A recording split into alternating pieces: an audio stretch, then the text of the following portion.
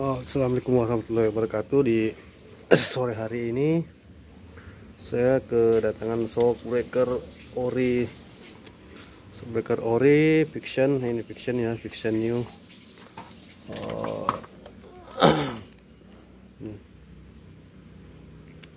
Fiction new.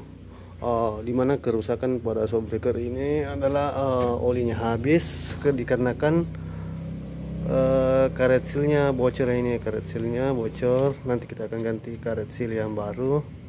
Ini karet seal yang baru, dan ini pun sudah hancur ya teman-teman. Ini stopper sudah hancur, kita pun ganti yang baru juga. Dan ini busing ini sudah oblak ya, sudah longgar, jadi nanti kita ganti juga yang baru.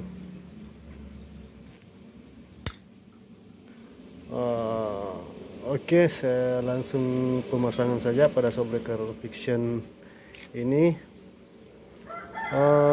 Semoga awet ya, semoga awet dipakai sama yang punya motor.